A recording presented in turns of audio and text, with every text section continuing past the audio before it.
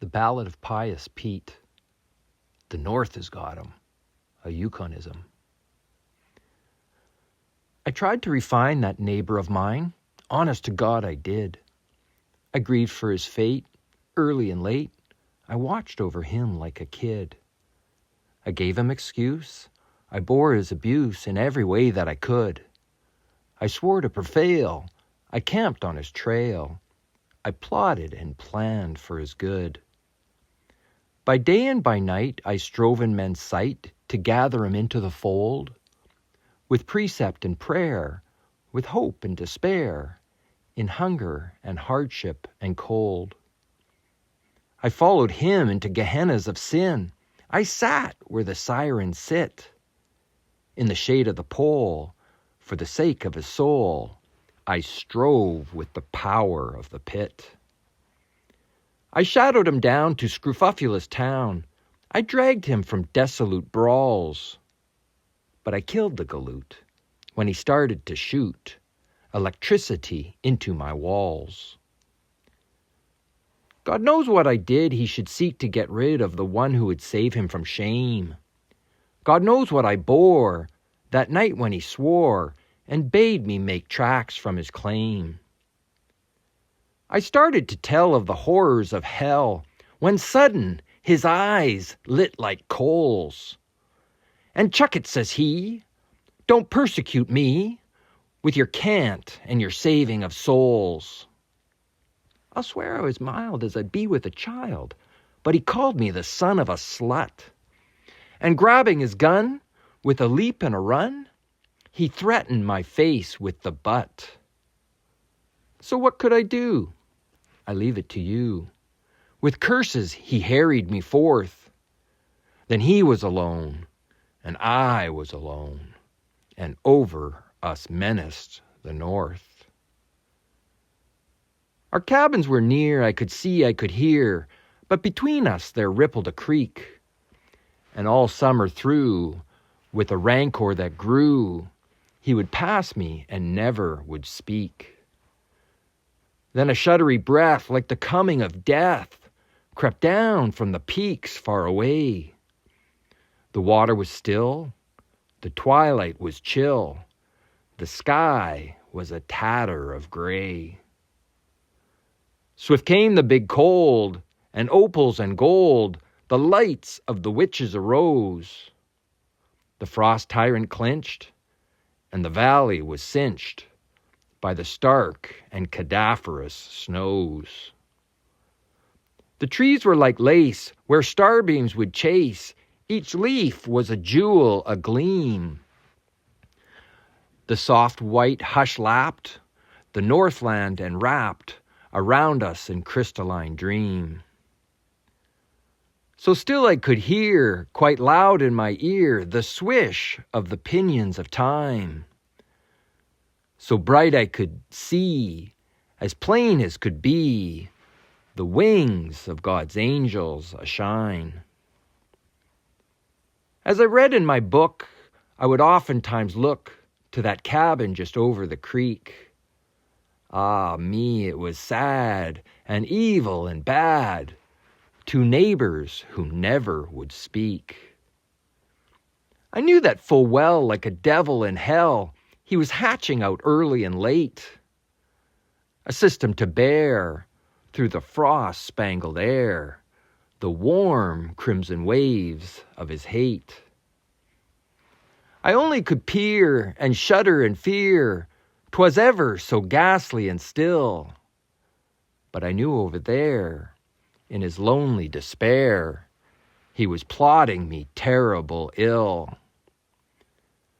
I knew that he nursed a malice accursed, and like the blast of a winnowing flame, I pleaded aloud for a shield, for a shroud. Oh God, then the calamity came.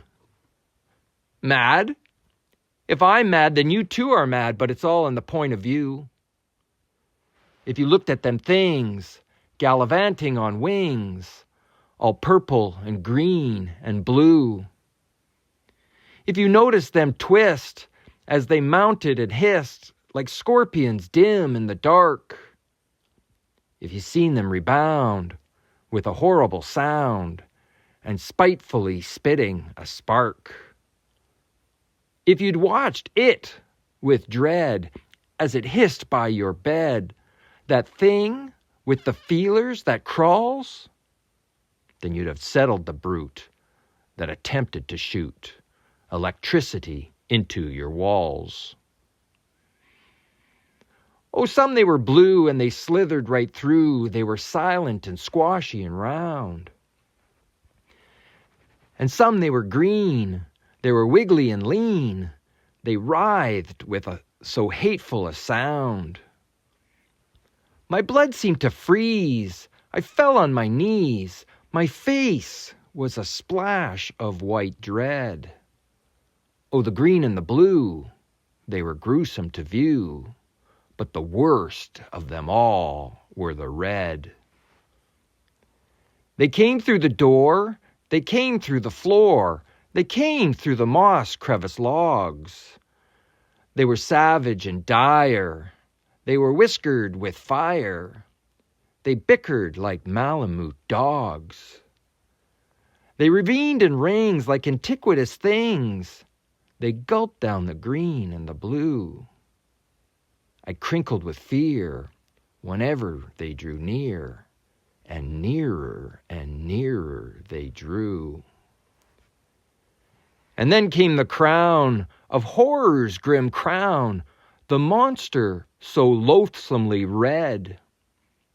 Each eye was a pin that shot out and in, as squid-like it oozed to my bed. So softly it crept, with feelers that swept and quivered like fine copper wire. Its belly was white, with sulphurous light. Its jaws were a-drooling with fire. It came and it came, I could breathe of its flame, but never a wink could I look. I thrust in its maw, the fount of the law. I fended it off with the book. I was weak, oh, so weak, but I thrilled at its shriek, and as wildly it fled in the night. And death-like I lay, till the dawn of the day was ever so welcome the light. I loaded my gun at the rise of the sun. To his cabin so softly I slunk. My neighbor was there in the frost-freighted air, all wrapped in a robe in his bunk. It muffled his moans, it outlined his bones, as feebly he twisted about. His gums were so black, his lips seemed to crack, his teeth were all loosening out. 'Twas a death head that peered through the tangle of beard. 'Twas a face I'll never forget. Sunk eyes full of woe, and they troubled me so, with their pleading and anguish, and yet, as I rested my gaze in a misty amaze on the scurvy degenerate wreck, I thought of the things with the dragonfly wings. Then I laid my gun on his neck. He gave out a cry that was faint as a sigh, like a perishing Malamute. And he says unto me, "I'm converted," says he. "For Christ's sake, Peter, don't shoot." They're taking me out with an escort about, and under a sergeant's care. I'm humbled indeed, for I'm cuffed to a Swede that thinks he's a millionaire.